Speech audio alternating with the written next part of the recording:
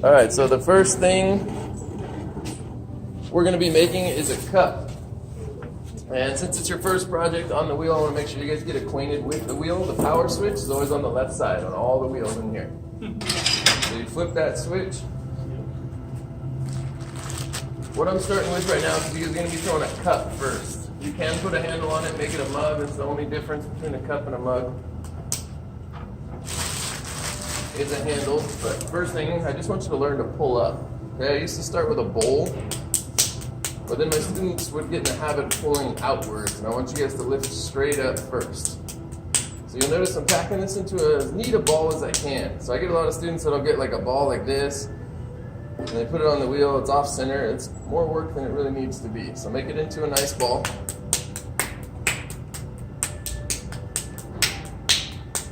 Because the first thing you're going to be doing is centering. So center, open, pull up. Some of you will sit down and just kind of space out for a second, like, what am I supposed to do again? Main thing is you want a clean surface, and you want to smack the ball of clay down pretty hard. You don't need a wet surface. I get a lot of students who want to clean it with water, and then the clay slides right off. So I want it nice and dry. I'm going to try to get it as close to the center as I can. Give it a firm little push, and I'm also going to kind of pack it down a little more.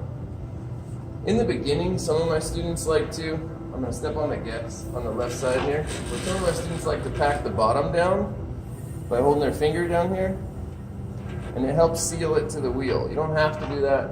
I'll show you a way to kind of maneuver around that. Also, just to kind of set yourself up for success, say you got like a little bump over here. I'm going to get it as centered as possible. This goes especially for when you start throwing a little bit bigger.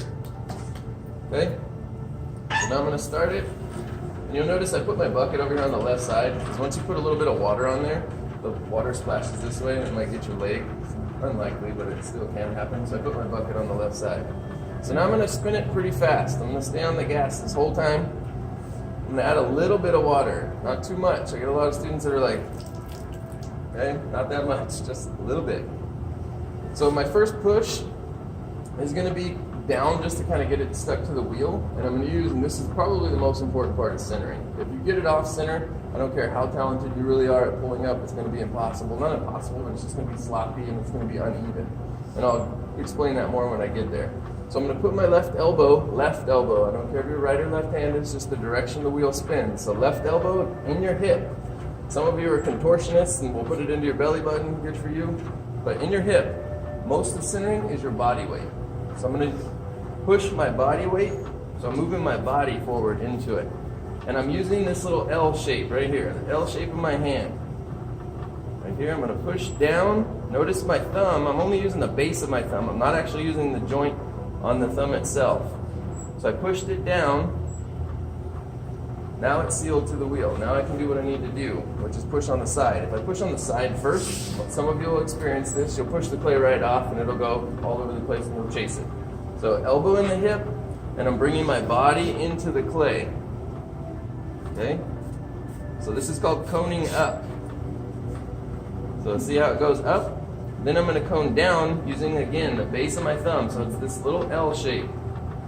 Base of my thumb, to push it down. And I'm still sort of pushing on the side, just to make sure I keep both in line. So once it's actually centered, right now it's still a little off, I'm going to do it again. Do it as many times as it takes. Push, coning up, then cone down. Some of you may want to use, if you have like little thumbs, like Frodo Baggins style, you may want to use a fist. So I get a lot of students that use their fist on the top. Like that. Whatever works for you. I'm going to cone up one more time, just to show you again. Usually when I throw, my hands relaxed, so I just kind of, it looks like I'm curling my pinky around, but right now I'm showing you that I'm using the base of my hand. Okay? And again, elbow in the hip, bringing the body in. Everything you do in throwing should be fairly slow.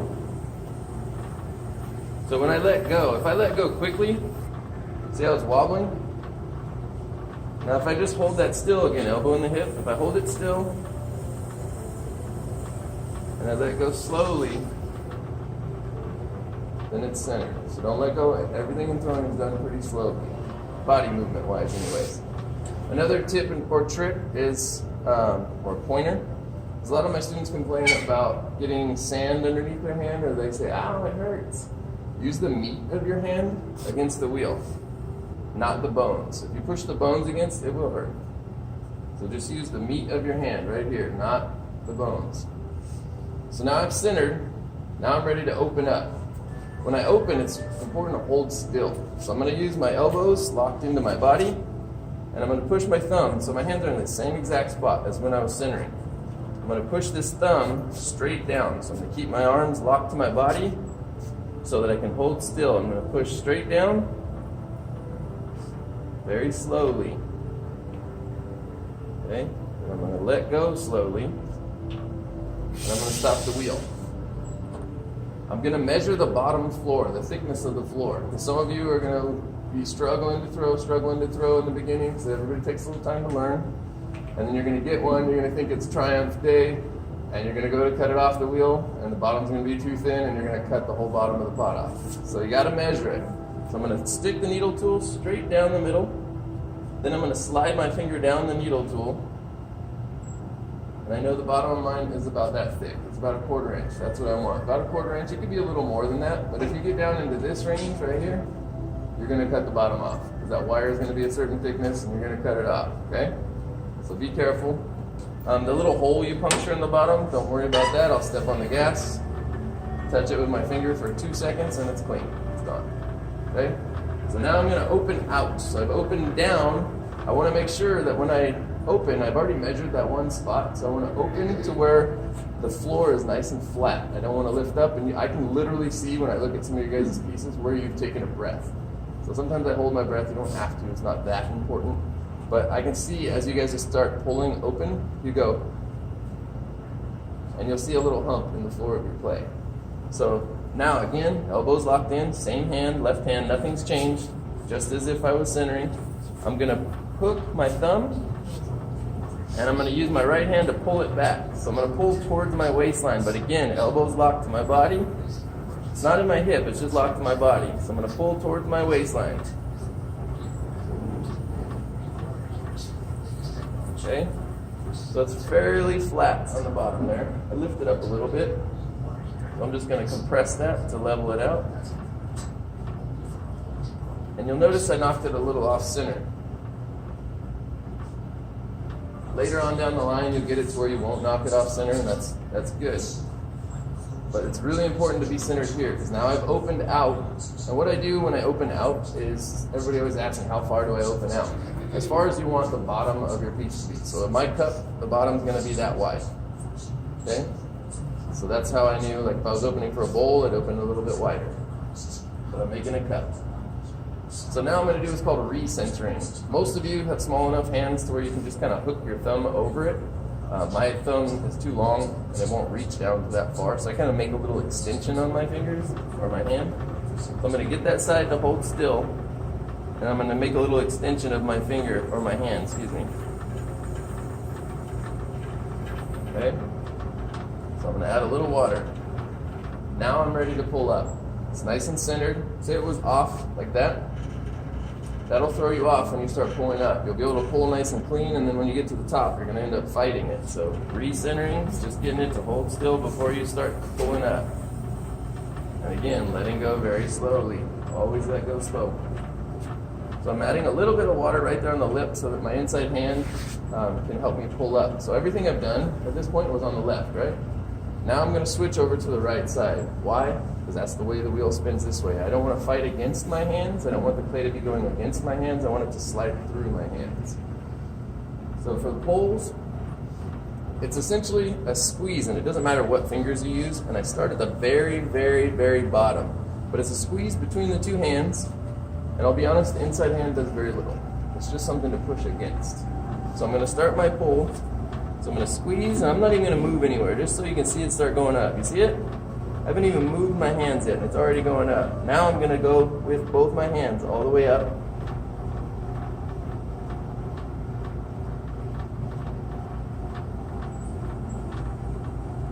Okay, and that little spot where I started wiggling just did dry it up a little bit on me, so I just need a little bit more water. So that's my first pull. And I always like to stabilize the lip. A little bit more water. Not too much. So again, and each time you do a pull, it gets a little softer because you're getting thinner and thinner on the walls. But don't get too aggressive. So I'm going to squeeze right down here at the very bottom. I literally push the sponge against the wheel. Squeeze. Okay, see that little bump I just made right here? That's the spot I'm going to carry up. I get kind of underneath it and I carry it.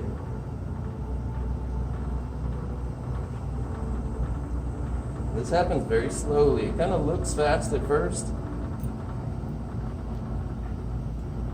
Go all the way to the top. Don't go over the top because then you'll end up creasing the lip. A little slip there. Okay. For me, it's usually 3 or 4 pulls. It doesn't matter if it's 25 pulls, whatever it takes to get there. I'd rather you do it in 25 and get there than 1 and rip through it.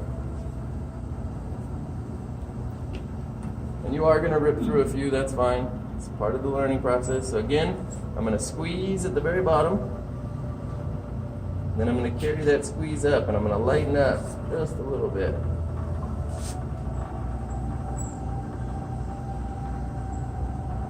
Okay, now I want to show you one thing.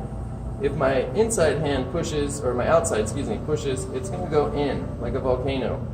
If my outside hand pushes too hard, it's going to go out like this. If you get out to a certain extent, you get out into what we call no man's land, and you can't come back from it. So you got to make sure that you don't go out too far. Don't push too hard with your inside hand. If I do come out, I can taper that in, what's called collaring. Okay, but again, if I went out too far, there's no coming back from it. I'm going to do one more pull, and this one's just going to be a straightening pull. Just to make sure everything's aligned and I've gotten all my clay compressed.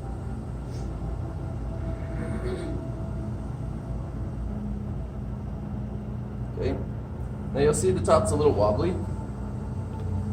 I'm going to trim that off with a needle tool on the right side only, because this side the clay would be coming into my tool and I want it to slide by my tool. So I'm going to go right here and I want to cut off as little as possible, because later on down the line I'll be asking you for a 6-inch cup or mug, and if you're at 6 inches and you have to cut a little bit off, you're going to be a little shy of that measurement.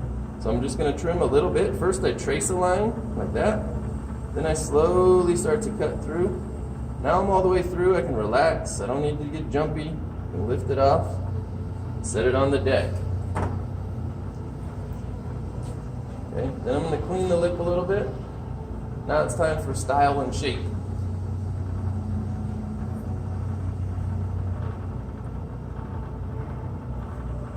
So now I'm going to push out a little belly.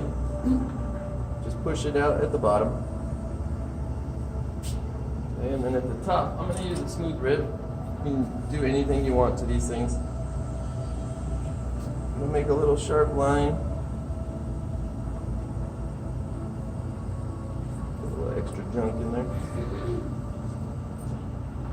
Then I'm going to clean up the top part, and I'm going to use the round side to smooth this out. Okay, almost there. So now we've got Triumph, we've made our pot. Now we have to get it off the wheel safely. I'm just going to get all the water out of the inside.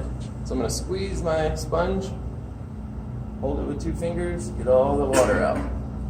If you don't get the water out, it'll find a way out in your locker.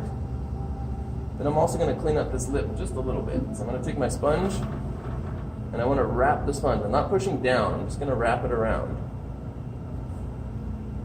Smooth it out. Now I'm ready to trim the bottom. If you skip this step, you're going to have a whole lot more work later on, once we get into trimming. So I'm going to cut this down, straight down, until I hear it hit the wheel. You hear it? Okay. I'm going to set my modeling tool down and take the needle tool underneath until I see it poke through the other side. Then I'll stop the wheel. And I'll cut that little scrap off. Okay, now I'm ready to cut it off. So what I'm going to do is put a little bit of water in the front. Why the front? Because that's the side I'm going to slide it off on. Okay, I'm going to put a little water right there in the front. Take my cutting wire. I wrap it around 4 fingers, because if you wrap it around 1 or 2, it hurts. It'll kind of feel like it's going to cut your fingers off. It won't, I promise you, but it's going to hurt. So I keep it nice and tight, like little nunchucks, and I slide this underneath my cup with the water. So I'm dragging the water. After that, I'm going to push it with 2 points of pressure in the back, see if it slides. If it doesn't slide super easy like that, pat the water under it again. Then I'm going to put it onto a bat. So I got my wooden bat.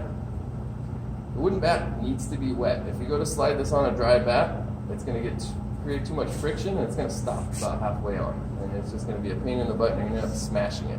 Okay? I'm actually looking at this cup, and I should have cleaned up that edge a little bit more, but it's kind of too late because I've already cut it off. So I'm committed. I can fix that while I trim it tomorrow. I'll show you guys that next. So I get this whole thing wet. Some of you will do this in creative ways, but I just kind of do it over my bucket, so it all pours back into the bucket. Push with 2 fingers. Get this about as even to the wheel as you can. Slide it off. Okay? My first cup. Then you'll take all your excess clay, put it in the recycle, and you'll clean the wheel. The easiest way to clean the wheel, use your modeling tool.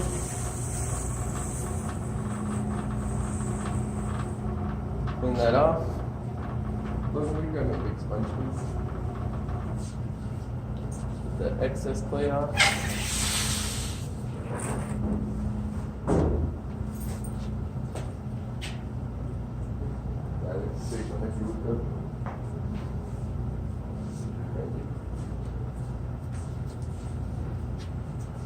So then you're going to wipe off your whole wheel, the entire deck. So the deck is this part. So sometimes I'll tell you, hey, I need you to clean the deck of your wheel. This is the deck. And it'll be cleaner than this. So I'm going to be demoing on this same exact wheel 5 times today. Clean the wheel head like this. Pretty simple. Then the last part is the tray.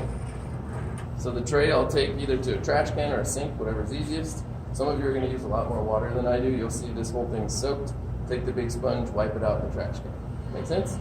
And then just make sure you situate it properly in the wheel. So you see these 2 little teeth in there? Let me go ahead and slap the wheel. It's also a good practice not to get it off the wheel while it's spinning. Some of you will fall. You'll step on it and it'll knock you down.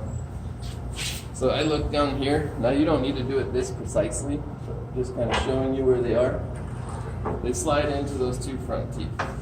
Make sense? Anybody have any questions? No questions?